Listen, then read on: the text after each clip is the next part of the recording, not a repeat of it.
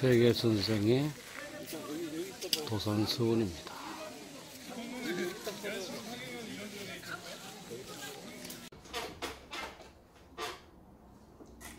오늘은 한일관계는 안보의 관점에서 인식해야 한다는 점을 말씀드리고자 합니다. 저를 포함해서 국민 모두가 현재 반일 의식과 국익사회에서 고민하는 중입니다. 저도 어떤 방향으로 말을 해야 할까를 고민하고 수위를 조정하는 것이 사실입니다. 이것이 우리의 한계라고 봅니다. 각자가 생각하는 바대로 자유롭게 이야기할 수 있는 그런 분위기가 되어야 한다고 생각하기 때문입니다. 특히 정부의 역할은 이성에 기초해서 위기를 관리 및 해소하여 위기가 아닌 것으로 만들어야 합니다. 그런데 우리 정부는 오히려 위기를 악화시키고 국민적인 반일 감정을 자극하고 있는 것 같습니다. 결국 이제는 국민이 나서는 수밖에 없습니다. 국민이 더욱 이성적으로 판단할 수밖에 없습니다. 특히 언론과 지식인들이 자기 몫을 내는 것이 중요하다고 봅니다. 이 기회를 통해서 저는 한일 관계의 기본 방향에 대해서 몇 가지 말씀드리고자 합니다. 첫째, 한일 관계는 안보 협력의 관점에서 봐야 한다. 국가에게 가장 중요한 것은 생존입니다. 서강대의 최진석 교수가 말했습니다. 국가의 비본질적인 기능을 전부 제거하고 나면 가장 마지막에 남는 것이 외침에 대한 자기방어, 즉 전쟁이라는 겁니다. 따라서 평시에 국가의 활동은 부국 강병이 그 핵심입니다. 한국의 현재 위협은 일본이 아닙니다. 북한의 핵무기입니다. 북한이 핵무기로 한국을 위협하거나 사용할 때 우리의 안전을 어떻게 보장할 것인가가 국가 지도자 및 정치인들의 화두여야 합니다. 북한은 선제 타격이나 탄도미사일 방어가 곤란한 러시아의 이스칸데르급 새로운 전술 유도무기, 즉 단거리 탄도미사일을 개발하는 데 성공한 것 같습니다. 지난 5월 9일에 이어서 7월 25일에 두 발의 시험 발사를 실시했고 성공한 것으로 평가되고 있습니다. 또한 러시아와 중국이 자신들의 공군기로 연합훈련을 우리 동해에서 실시했고 러시아의 전투기들이 한국 영공을 침범했습니다. 그리고 사과하기는커녕 오히려 우리에게 압박을 놓고 있습니다. 과거 냉전시대와 유사한 북방의 3국과 남방 3국 간의 대결이 부활하는 느낌인 것 같습니다. 이런 점에서 볼 때 한국과 일본은 북한의 핵 위협을 공유하고 있고 중국과 러시아의 공통적인 공격 대상입니다. 따라서 안보 협력을 하지 않을 수 없는, 해야만 하는 그런 관계입니다.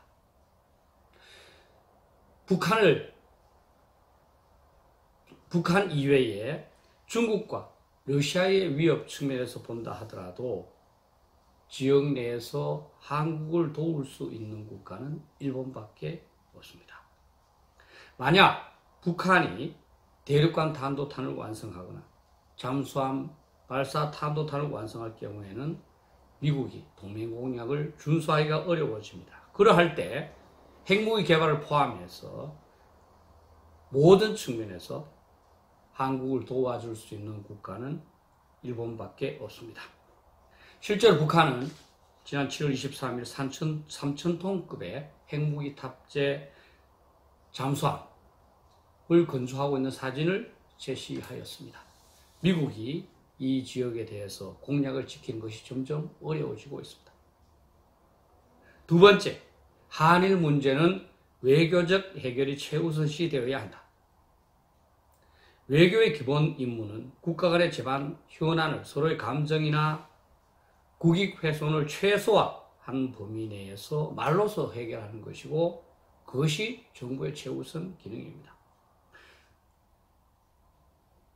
그런데 이전 정부도 그랬지만 현 정부는 사드 배치에 관한 중국의 내정 간섭 등에 대해서는 주눅이 들어서 말 한마디 못한 채 외교적으로 어떻게든 타결하라고 했고 이번 러시아의 영공 침범에 대해서도 마찬가지입니다.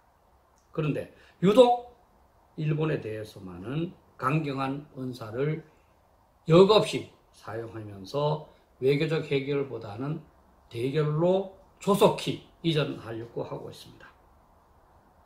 이래서는 곤란합니다. 대통령은 외교부 장관에게 일본과의 재반 문제를 외교적으로 해결하도록 지시해야 합니다. 여당을 비롯한 정치권은 일본 정치인과의 의사소통을 통해서 사태의 악화를 막고 원만한 해결을 지원해야 합니다. 대통령이나 정치인들이 반일 감정을 부추겨서는 곤란하다고 봅니다. 지금까지 역대 한국 정부 또는 일본 정부는 가급적이면 외교적으로 대화를 통해서 재반 문제를 해결해 오고자 노력을 했었습니다. 그러나 현 정부는 유독 외교 라인이나 한일 간의 민간 라인은 전혀 사용하지 않은 채 오로지 자존심 대결에만 급급하고 있습니다. 정부가 아닌 운동권 시각에서 국정을 처리한다는 생각을 하지 않을 수 없습니다. 셋째, 일본에 대한 다양한 모든 시각을 허용한다는 열린 마음으로 이 문제에 대한 자유로운 토론을 보장해야 한다. 국내 문제도 그렇지만 국제 문제에서는 다양한 복합적인 요소들을 함께 고려하는 것이 굉장히 중요합니다. 인조시대에 청나라와의 화평을 주선한 최명길은 조선에는 한국 문서를 쓰는 사람도 있어야 하지만 찢는 사람도 있어야 한다고 말했습니다. 주전파인 김상헌이 한국 문서를 찢었을 때 한 말입니다. 한국 내부에서도 일본과 협력해야 한다는 사람도 자유롭게 의견을 발표할 수 있어야 하고 일본과 대결해야 한다는 사람도 있어야 합니다. 그러한 열린 토론의 분위기가 가장 중요합니다. 일본 물품을 사지 않아야 한다는 사람도 있어야 하지만 또 사는 사람도 있어야 하며 다른 사람에게 자기 생각을 강요해서는 곤란합니다. 특히 민중의 지팡이로 존경받는 언론인이 여기에 앞장서서는 곤란합니다. 또 전문적 지식으로 국민들을 선도해야 할 지식인들이 반일 분위기에 편성하거나 일부 국민들의 눈치를 봐서 자신의 생각을 제대로 피력하지 못해서는 곤란합니다. 자유민주주의 국가의 장점은 다양성과 포용성임을 우리 모두 명심해야 될 것 같습니다. 네 번째, 한일 관련 사안의 경우 우리의 내부부터 확실하게 규명해야 한다. 일본은 에칭가스가 북한을 비롯한 비정상적인 국가로 유출되었다고 주장을 하고 있습니다. 우리는 이것이 사실인지 아닌지 정확하게 조사하고 그 조사 결과를 국민에게 보고하면서 일본에 대해서도 통보할 필요가 있습니다.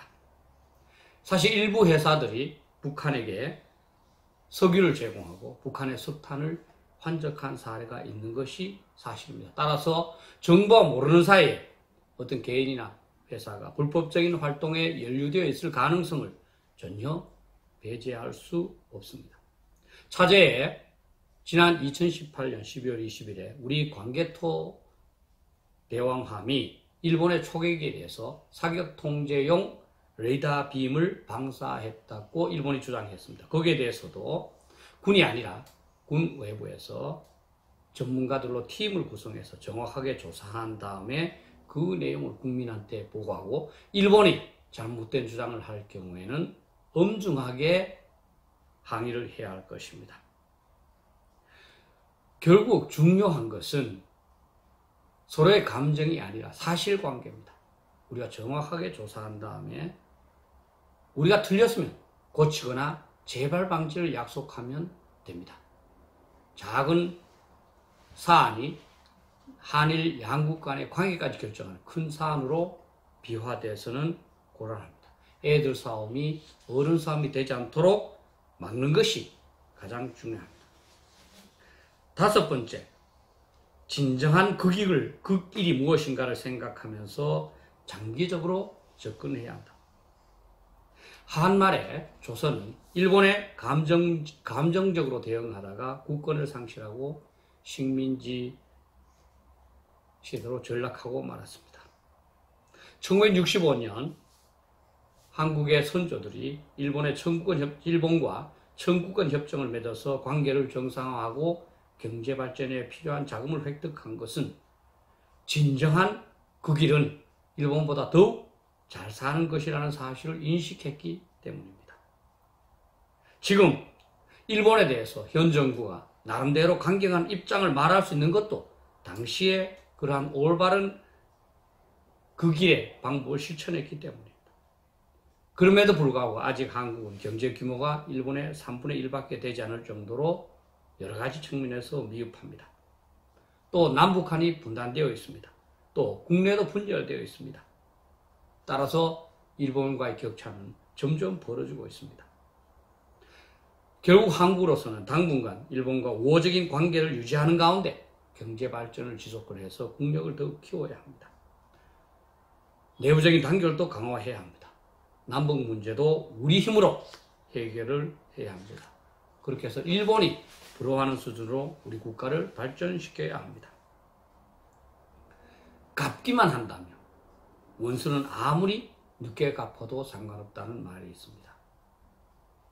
지금 당장 일본에 대해서 이기거나 승리하는 것이 중요한 것이 아닙니다. 장기적으로 진정한 그 길을 하는 것이 가장 중요하다고 봅니다.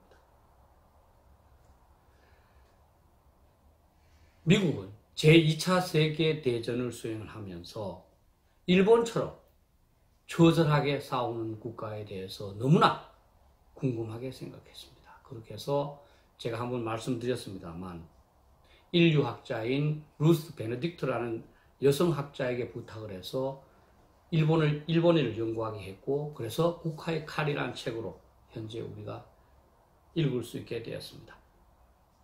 우리가 과연 일본을 정확하게 알고 있을까요? 저는 그렇지 않다고 생각합니다. 그 중에서 일본인은 신의를 아주 중시한다고 표현하고 있습니다. 과연 우리가 일본에게 신의를 보여주고 있을까요?